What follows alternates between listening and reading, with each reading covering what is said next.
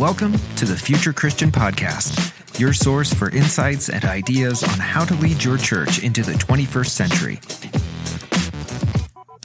At the Future Christian Podcast, we talk to pastors, authors, and other faith leaders for helpful advice and practical wisdom to help you and your community of faith walk boldly into the future.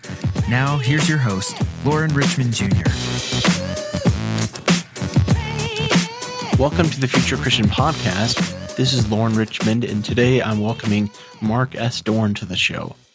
Mark is professor of music at Colorado Christian University, as well as a private practice counselor.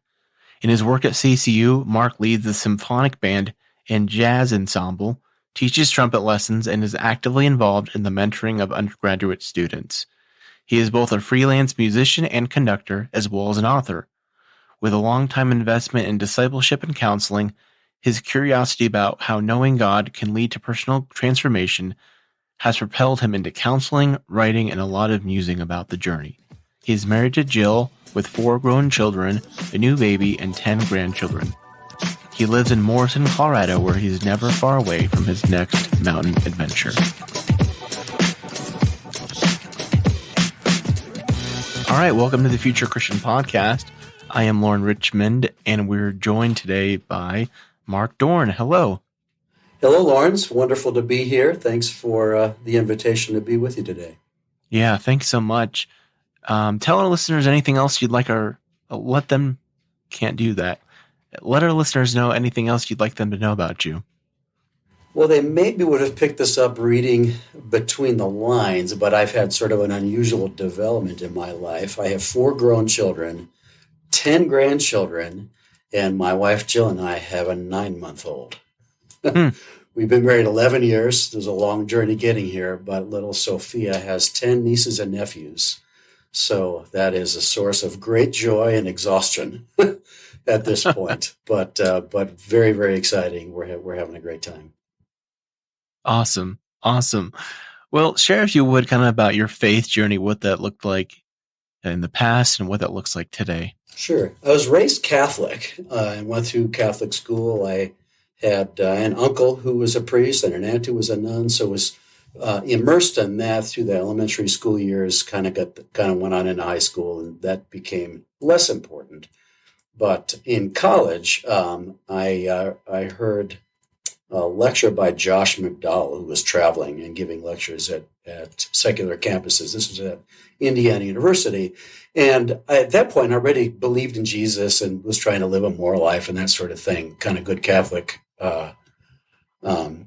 ideas and thoughts and behavior, but hadn't really thought much about what he was talking about and the gospel and a personal relationship with God. So at that point in my college years, made a commitment to Jesus in a new way and began getting involved in Bible studies and discipleship type ministries for the next few years. So it was a significant turning point, those college years where my relationship with God through Christ became more central and more driving in my life decisions and my thoughts about life. So it was a significant time of change.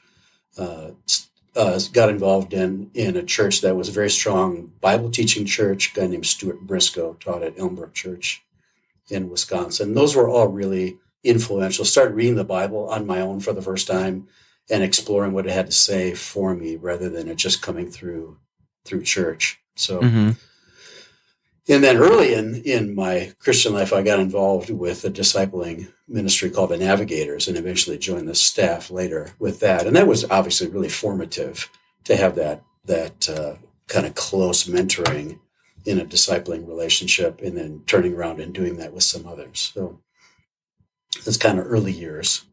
And I would say that time, especially as I moved into the discipleship, the words like commitment and obedience and being in the scriptures, being very serious about the Christian disciplines became real important to me. Scripture memory and stuff like that. Mm-hmm. And what does that look like today for you? Yeah. Well, some of that foundation, I think, has had a long shelf life for me. All that time in the Bible obviously was a good thing for me, just to kind of just read the Bible a lot, study it, memorize it, and all of that. But I think then, if commitment was the big word for me, then my commitment, I think it feels more like it's my awareness of God's commitment to me and the grace that is there in Him towards me. I think I like the verse in Colossians 1 where it says, Christ in you, the hope of glory.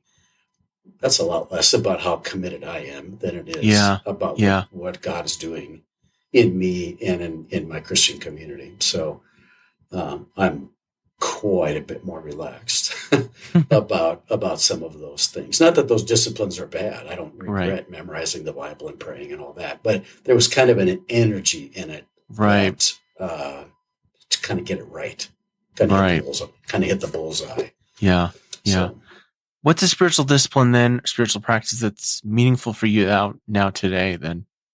Yeah. I think the one that's lingered is the question we were always asking each other in that discipleship ministry was, what are you learning in your quiet time? How's your quiet time going? Quiet time essentially being reading the Bible and praying. And I've continued that. There was a period of time where I didn't very much because I think I needed to reshape it a bit. So there was a period of a couple of years where that became pretty sporadic because I think I was wanting it to do something for me that didn't do for me, kind of a vending machine mentality. If I read the Bible and pray enough, certain outcomes are going to happen in my life, rather than it being part of a spiritual practice of just growing spiritually and seeing what those practices might yield. So I've continued. I read the Bible most days. I usually read very slowly, small passages, spend a little bit of time in prayer. But then probably the newer practice would be something that comes more of the contemplative tradition. I feel like I'm really bad at it. I have small amount of patience, but I'll take a phrase. My favorite phrase has been the one from Psalm 46: "Be still and know that I am God." I have a really hard time being still. Oftentimes have my do list right next to my journal or my Bible, and just in case something occurs to me. And so I've really tried to not do that. Sit on my front porch if it's warm enough to do that, or in the quiet of the early morning, and just literally sit still and try to get my mind quiet and think about something other than what I'm reading, what I should pray about, my do list, whatever seems to come up, and just be still. So that's relatively new the last few years. My wife has kind of led the way in that. She's been a really faithful meditator. She can sit for 20, 30 minutes. I'm doing great if I'm up to 10, but it's been really good. It has been a grounding thing. Oh, that's awesome. Thanks for sharing that. Yeah. Appreciate it. I don't know if these are necessarily kind of traditional classical spiritual practices, but the outdoors is really important to me. Sure. I grew up in Wisconsin, so being outside in cold weather is no big deal. So I'll go for long walks year-round, spend a lot of time praying, thinking, just taking in nature, being aware of something bigger. Yeah. I love weather. I'm kind of crazy about weather. I was in Wisconsin a few years ago when that polar vortex hit the Midwest. Oh, man. And I was visiting my mom, and I got dropped off at the airport, and I went in. It was some crazy, like 25 below. And I decided to step back out so I could experience that weather. And I don't know if that's a spiritual practice, but it's definitely not work, and it's not anxiety. It felt very, very, very alive. Yeah. Yeah. That's great. That's great. I don't know if that would be my choice to step out into polar vortex on purpose, but I'm glad it fills you. It was brief. It was certainly no 20 minutes. Yeah. And the other thing I've done, and this, I've not done this recently, but there have been times in my life where taking communion at home privately has been incredibly meaningful. Yeah. During darker times where I feel like maybe I'm losing my bearings. Am I still forgiven? Do I still belong to God? does Christ's sacrifice still even mean anything? And that I've done that a lot at times. Not currently, but that's sort of an interesting. That was suggested to me that's intriguing by a mentor. Yeah, I thought it was kind of weird because typically communion is a corporate thing, right? But I had a little communion cup and a bottle of wine I kept just for that, and yeah. Well, I had Mark on the show to talk about his book he recently published called Life on the Road, Longing and Pilgrimage on the Way to God. And I was fortunate to have this recommended to me and Mark for conversation. I was really intrigued by the book. And the more I dug into it, I found it different, I guess in a good way, if I can say that. But one of the things that this theme, as I read the book, of longing and perhaps unfulfillment. So maybe to kick things off, I want to ask you about maybe let's start first, kind of talk about what inspired the book, and then I kind of want to talk to you more about this, as you say, heresy of fulfillment. But start with kind of what inspired the book. Yeah, well, I've wanted to write a book for a while, and my full-time thing is being a college professor teaching music. I have a very small counseling practice, and to try to squeeze a book in all of that was tough. When I finally sort of marshaled the energy to write it, it was like, what do I want to write about? And I had a couple of false starts, and here I teach at Colorado Christian University, and I taught this class for freshmen called Language of Longing, Writings About Spiritual Pilgrimage. And we journeyed through a number of pretty divergent books that all had in common the idea that we're on a journey, that the Christian life is more about pilgrimage, uncertainty, all the things that come with a sometimes difficult journey. And then also the topic of longing, that there's a human capacity that's kind of built into us for longing, and that life oftentimes leaves those longings touched, but not necessarily completely fulfilled. Maybe not very fulfilled at all. Yeah. And as I taught the class, this is for freshmen, they really resonated with it. It gave them, I think it helped them zoom out a little bit. Where I teach, we do a lot of, Bible study and that sort of thing. And the students can work very hard at kind of getting it right. Similar to earlier in my story. Yeah. And I think this class gave them the permission to really engage with what was deeply going on in their own souls without so much being in such of a hurry to fix it, address it, put it into a category, find a Bible verse to attach to it, but actually just experience their inner life, which often channels down into these profound longings for meaning, for significance, for connection, for transcendence. And a lot of the people who write about this write about it, that music is an avenue, nature is an avenue. There's things that sort of take our breath away and stir up deep, deep things. Quality relationships, a good conversation, falling in love, all of these things channel into this deep longing that some of the biblical writers talk about and others. So that's kind of the genesis for the topic. And it was interesting that this came from a class that I taught to a room full of 18-year-olds for about 10 years. So. So that heresy of fulfillment, dive more into that.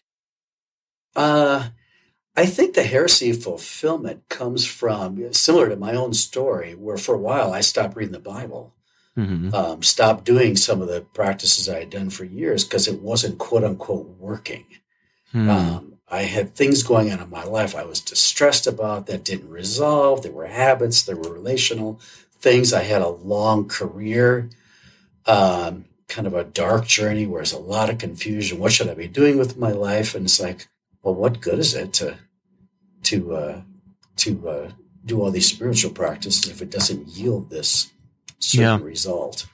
And I think the disappointment of those things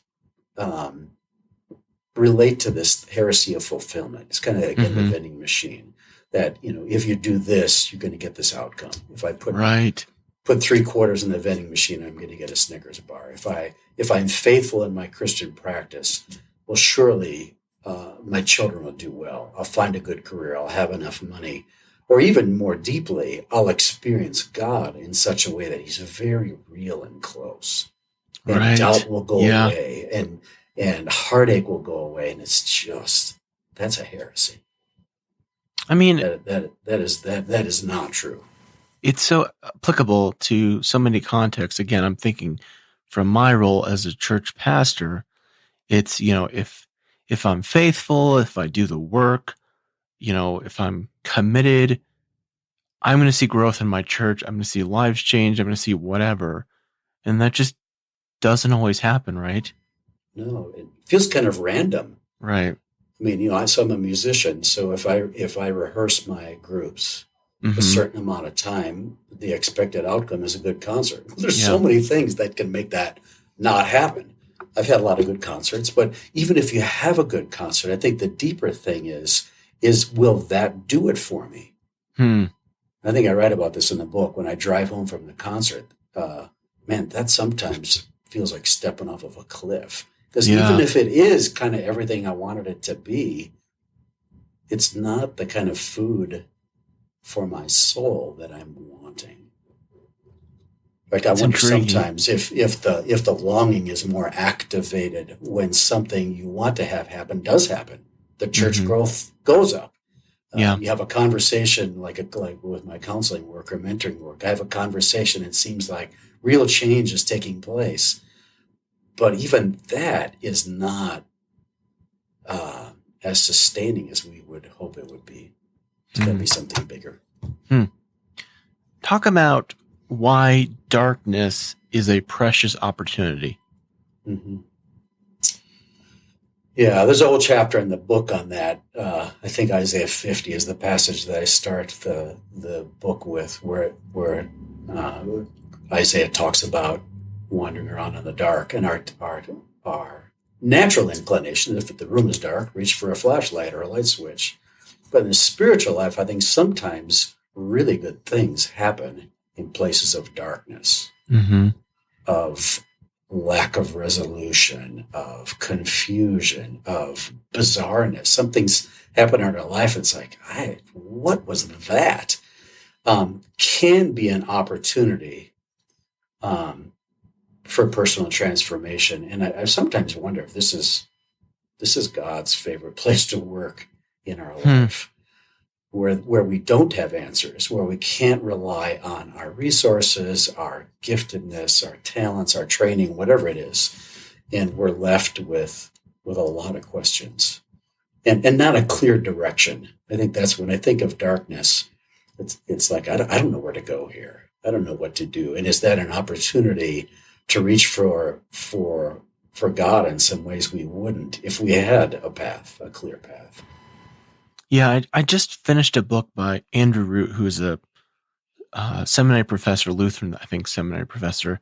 And one of the things he plays with in the book, I think, is this kind of like this. He critiques, as he sees it, in this culture of just in general, and then also how it's kind of crept into church and Christianity, of like depending on ourselves to be innovative and creative. And he doesn't use quite that language but he said something about like, when we're at our wit's end, when we have nothing, that's when we find, I don't know if he says the peace of God or something to that, the paradoxical fulfillment, right?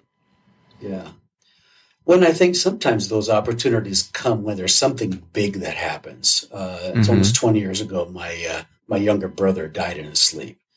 But I didn't really have a path forward there. Grief is its own thing. And any kind of platitude that somebody would bring to me to bring some light into that darkness just annoyed the daylights out of me. So I think oftentimes it's those big things, but it can also be like just the ongoing paper cuts of futility.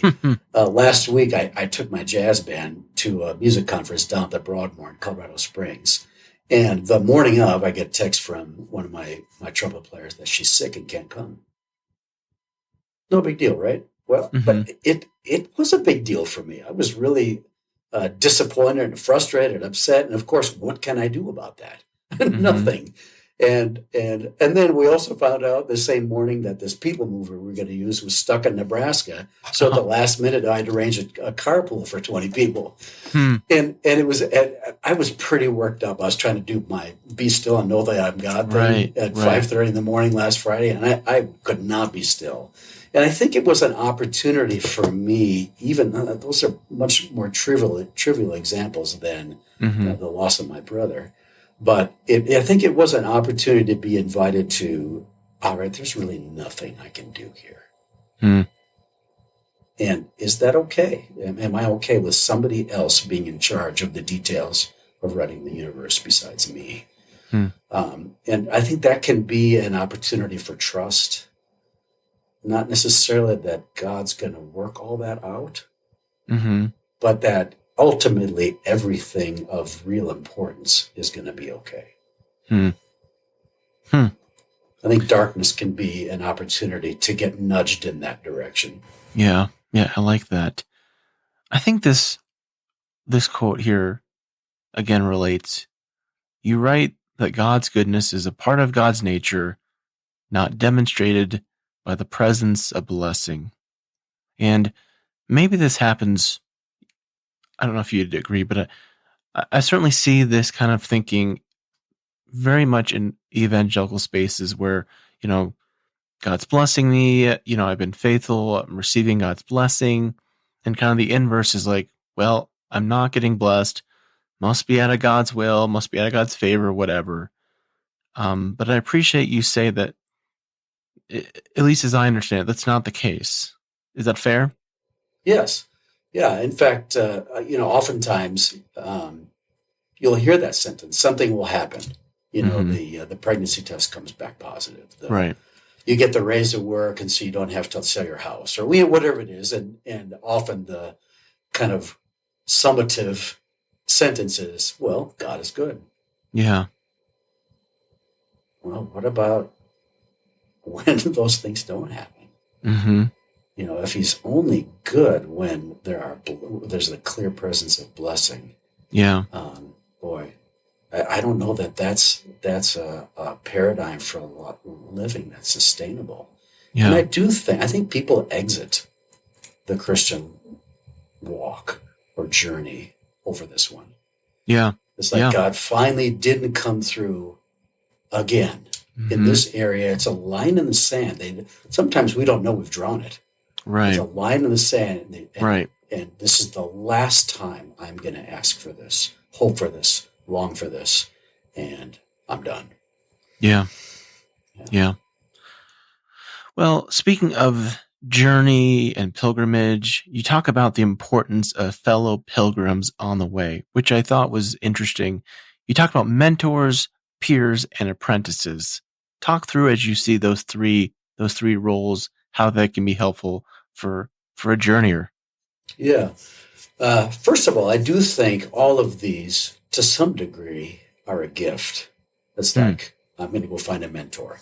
I think you can go find a mentor. Like we have mentors, elder faculty to new faculty here at the university, and that's useful. It's very confined.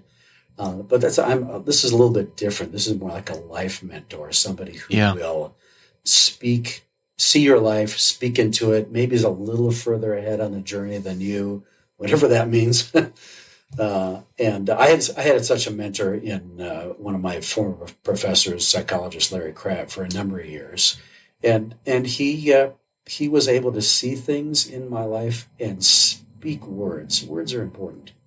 Speak words into certain things I was struggling with that really helped me to take the next step when things were particularly difficult. I think peers can have that same opportunity, but the peer is more somebody who's walking shoulder to shoulder, and maybe more mutual. And I don't want to codify this too much. A mentor can be somebody like a pastor, a counselor, spiritual director, where it's formalized, but it doesn't necessarily have to be that. Peers kind of fall into the friend category, where you're just as likely to speak into their life as they are into yours. But even that can be seasonal. When I was going through some some of the difficult times I write about in the book. My brother's death and the divorce happened. My divorce from my first marriage happened about the same time. And I had a handful of peers that were just right there holding the ropes for me. And then the apprentices, I think you sent me some of these questions ahead of time. I just wrote down the word, be careful about apprentices. Because I think if we think, I think I'm really ready to take on an apprentice and mentor them. I don't know. I mean, I think interesting. I think that it's like, who's it for? It's got to be for them, not who's it for? That's a good question. Who is it for? Oh man. And in some of my counseling training, we talk about this transference and countertransference. You're there for them. Yeah. But I think that's really important in this third category of apprentice. You're there to see them, to speak, and they may or may not. Not to be seen. Back. Yeah. Right. And if I'm an agent of change, thank God, I'm grateful for that. If I'm not, it's okay. Yeah. So, I'm going back to that word, or the words you said, or the gift, that all are a gift, because it's a gift to speak into someone's life, and absolutely not something we should just take for granted or assume that we have the right to do, I imagine. And even it's definitely more art than science. Yeah. If you think I really have the sentence for them, I've had that thought many times, like in a counseling meeting or with a student. This sentence is gonna rock their world. Yeah, and it just falls on the floor between us. For some reason, my mind is going to the Seinfeld mentor-mentee episode with Ovaltine, and anyway, George. I will say this: since it is a gift, I think this is one of those areas where it makes sense to pray. If you really are feeling the need for a mentor, say, to ask for guidance for, circumstantial events to align, so you need somebody. Start asking, do you know anybody who you think would be a good mentor for me? I think that can be a good thing. I write in the book also about, I think I called them distance mentors. I feel like I've been mentored by Henry Nouwen. Sure. C.S. Lewis. Yeah. Recently, David Brooks. I read his book, The Second Mountain. I thought that book was really encouraging to me about dealing with kind of, I'm 65, so later in life, first mountain being ambition, finding your career, making enough money, kind of finding your vocational identity. Second mountain is more about calling. That really that stayed with me. I felt like I had a conversation with him through his book. Yeah. So I think books and the whole podcast phenomenon. I've not done much with podcasts, but there's a couple I've listened to that have really been thought provoking. I feel like it's better than vicarious. It feels real. Right. Not quite the same as sitting down eyeball to eyeball over coffee with somebody, but yeah. It's amazing what we can do thanks to technology, even, I suppose, the 500-year-old technology of the printing press. Yeah, absolutely. Yeah. Well, as I read the book and I thought more about it in my own life and kind of in some of the work I do, I couldn't help but think about, Mark, how this relates to clergy. And I don't know if you've seen it in your context, certainly in some of the mainline circles I'm a part of. The issue of clergy burnout and folks leaving has been pretty drastic and dramatic, I think. And even just among folks I know and work with, I don't know. It just seems like the weariness and heaviness of burnout is, to me, it's really discouraging just to see it and not know how to help. So I kind of just wondered if we could talk about for a few moments, just like clergy burnout, how you think this themes of longing and unfulfillment might relate, and just kind of share your thoughts of what you think might be helpful.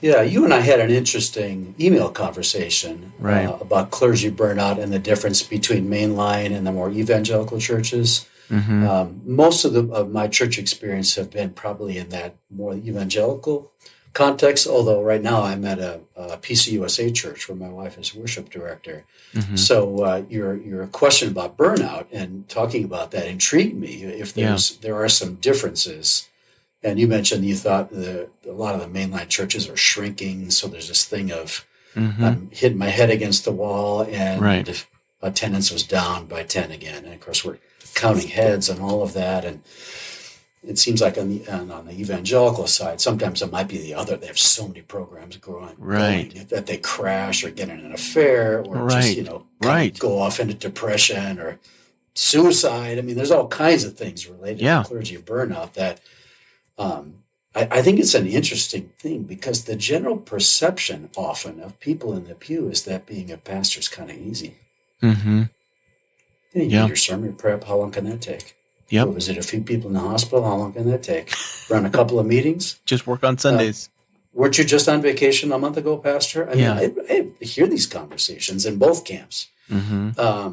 And that's an awful context for somebody who's exhausted, feeling like a failure, dealing with various temptations. I mean, who knows? I mean, that is a recipe for serious crashing and burning, health problems, all kinds of things.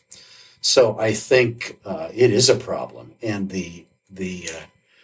I thought about this a little bit. I think the longing that's kind of a universal thing. It's talked about so much in Scripture that I'm convinced that it is something that God wants us to wrestle with. But I think the pathway into that is an enriched inner life. Okay, and I think for many clergy, if they're so overcommitted, counting heads, feeling like a failure, it is really hard to get down into what's going on, kind of deeper inside, and have a place to journal about that, to talk about it, to bring it into your spiritual practice, to have a mentor, to have those resources there. And the irony of that, of course, is they're a spiritual leader. And they're often, I think, clergy struggle, and Christian leaders struggle with that, of just being so consumed by what's happening and whatever is going on in their life. I don't know, we didn't talk about this ahead of time, but I got kind of more deeply acquainted with the Enneagram a few years ago. Yeah. And that's a pathway to the inner life. One of many that can be helpful. But have you read The Sacred Enneagram by Chris Hertz? I don't think so, but I'm familiar with the Enneagram.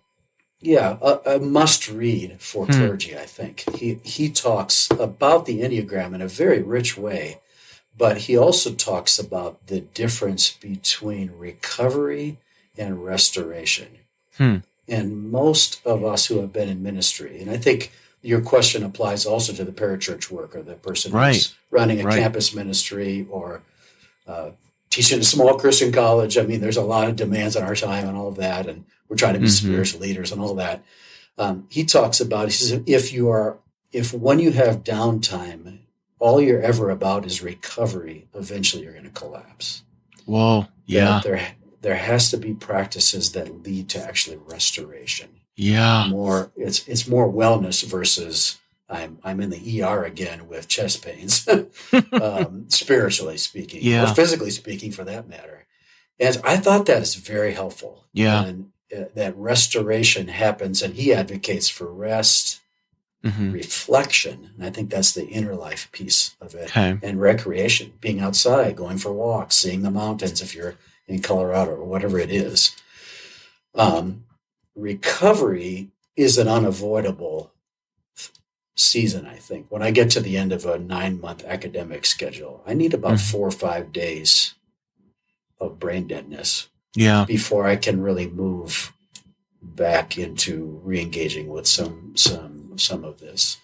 But if I wait till May for that 4 or 5 days, I'm in danger of collapse. So I think for clergy, if there is not some strategy for restoration as you go through the rhythm of the years, I think that is difficult. And I think where my book gets into some of these deeper inner realities, longing, darkness, emptiness, sorrow, futility. Yeah. Those are inner life things that are triggered by our outer life. The church is shrinking. I feel like a failure. I'm discouraged. Right. What's the point? Right. Good job, God. I mean, all those things, and put Right. words to that is really important. Yeah. Because again, we're kind of talking through two contexts. A mainline context that's can be often shaped by challenge and decline and shrinking budgets. And again, this is broadly speaking, an evangelical context where it's often shaped by growth and hair on fire. And again, neither of which leaves much room for rest, reflection, No. or recreation. And both carry really strong amount of pressure, that external pressure. Yeah. Yeah. And how someone in clergy or pastor, minister, spiritual leader, how a person processes that pressure is really important. Yeah. Let me go to the other side of this, because something's stirring within me here. I want to hear your perspective on. Again, we've talked about unfulfillment. So I think I shared with you before we started recording. Again, I worked as a new church starter. The church, unfortunately, didn't make it through COVID. I mean, I carry a lot of, frankly, unfulfillment, certainly a lot of pain and grief about how things went down there. Certainly had so much dreams and hopes for the future of the church. I mean, I'm not even sure what question to ask here, but I guess certainly that's a challenge that clergy face. Again, whatever context you're coming from, I can imagine. Talk more about that. Yeah, it's kind of like a capital D disappointment. Yeah. For somebody who's in ministry to have dreams that are tied to your relationship with God, your understanding of the gospel, and all of that, and it goes down anyway. Mm-hmm. Yeah. I don't want to address that too quickly. I mean, it feels like even the sorrow of that for you is kind of in the air as we talk. Sure. Yeah. It's just right there. It wasn't that long ago, right? No. No. I'm talking about the last few years. Yeah. I can't imagine that your grief is quote unquote resolved. It's probably alive. Yeah. Right.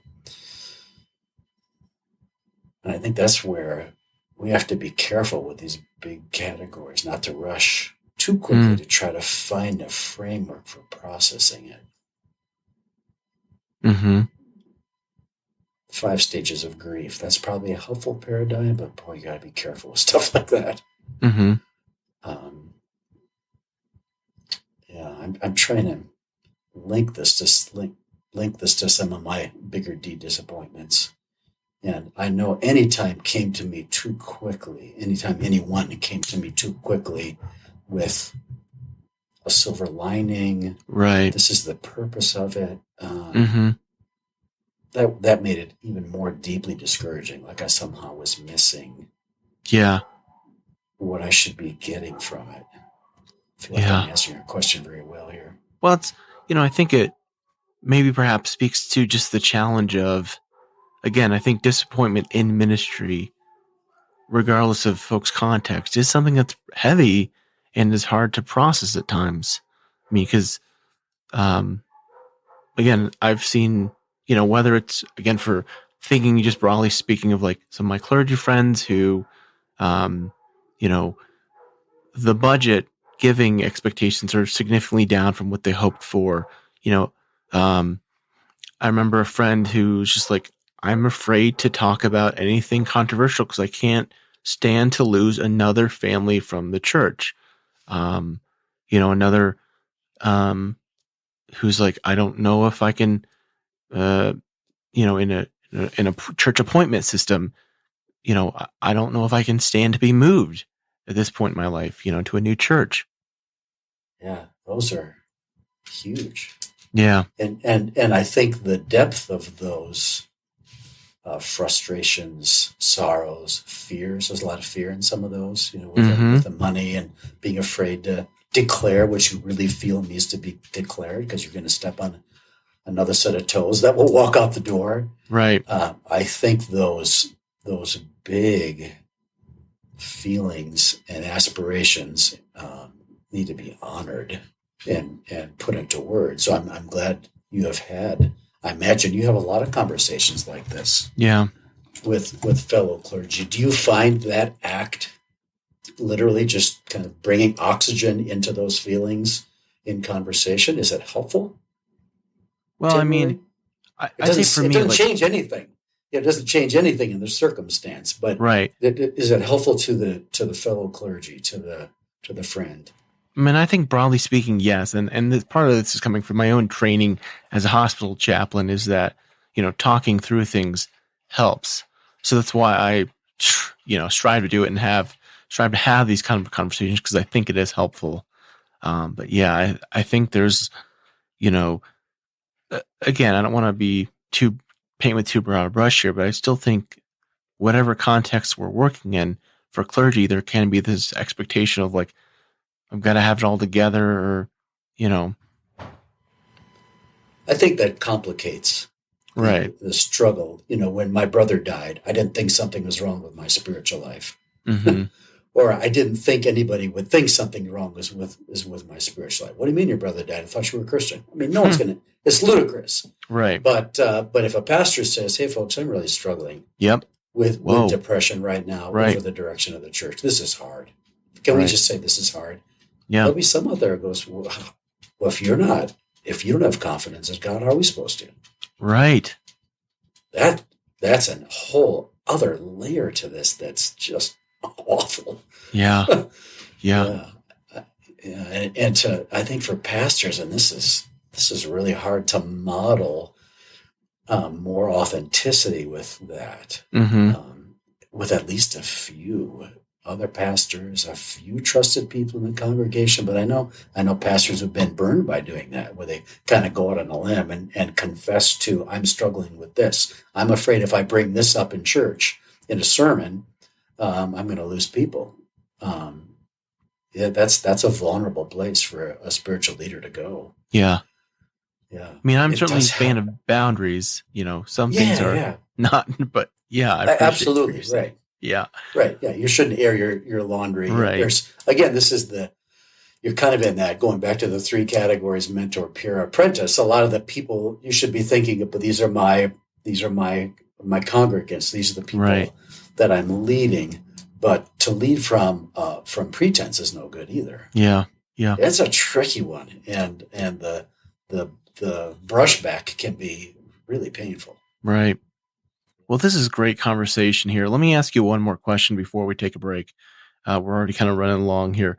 What advice do you have for pastors, especially those who are often walking, again, this journey of what can be a lonely road? Yeah. Certainly to try to find a companion, and that might need to be outside of the local church context. Another pastor, maybe a counselor who has experience with dealing with pastors or clergy, spiritual director, even somebody outside of your tradition a little bit. Yeah. I'm drawn to the Catholic spirituality and the settledness of that, of the patience of that. It takes a long time, quieting the inner life, that sort of thing. I think having some kind of a companion goes a long way. And then I think the second thing is to cultivate self-awareness. We all have our triggers that will lead to binge watching, overeating, pornography, whatever. Having that second or third beer. And it's just human nature to reach for something to anesthetize and some level of self-awareness. And this is sort of an ironic one, I think, for clergy, but to have some kind of Sabbath practice. Yeah. It's not Sunday. I like Chris Hurt's, this book I mentioned, his 3 R's for recovery of rest, reflection, and recreation, where you literally rest, sleep, maybe rest awake. Reflection, have time to read, to journal, to interact over coffee with somebody who's not in a hurry, doesn't need anything from you. And recreation, to get outside. Walk. Well, this is good stuff. The book is, again, Life on the Road, Longing and Pilgrimage on the Way to God. Highly recommend the book. Mark, let's take a quick break. We'll come back with some closing questions. All right, we're back with Mark Dorn. And Mark, great conversation. Really appreciate your perspectives and insights here. Have some closing questions. I always tell folks you can take these as seriously or not as you'd like to. But if you're Pope for a day, what might that day look like for you? This question makes me giggle a little because of my background with a Catholic upbringing on my dad's side. And so I certainly heard all about the Pope and was there for Vatican II, and I'm old enough to remember all of that. More seriously, I think I have come to appreciate liturgy. Went to Lutheran church for a while. When I had that time in college where I made a more personal commitment to Christ, if I could put it that way, I kind of jettisoned all of that. Yeah, and I've come to appreciate that. But I think sometimes liturgy can be anesthetizing. And I don't know if I would Pope for the day, if I had the power to do this, I would want to promote liturgy as setting the table for an encounter with Jesus. Intriguing.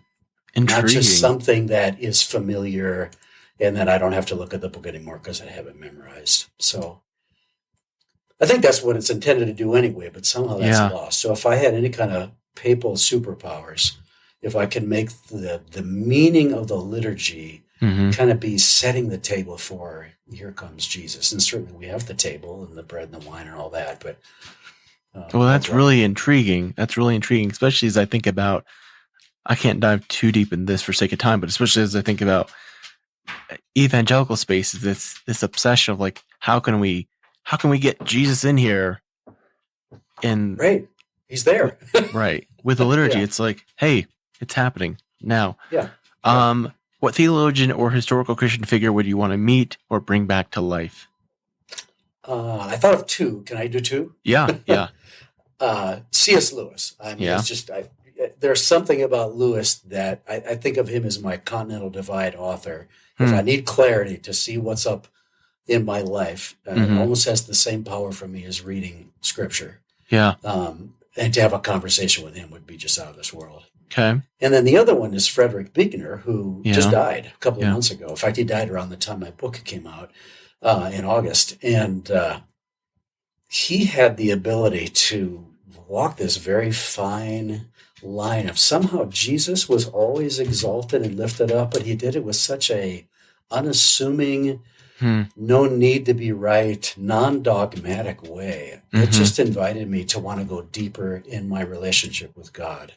And I'd be just so curious to sit in his study in his Vermont home and talk with him about all that. Yeah, those are great. What do you think history will remember from our current time and place? I don't think it's going to be a good memory. There's so much division and COVID, and I don't know. It's hard. I think history will look back at this as being a very conflicted, confusing time. Yeah. But I also wonder, and this is the history of the church, is that history maybe won't even know about this and doesn't record it. What are the pockets of revival and spiritual renewal that are going on in the world? God's not an American.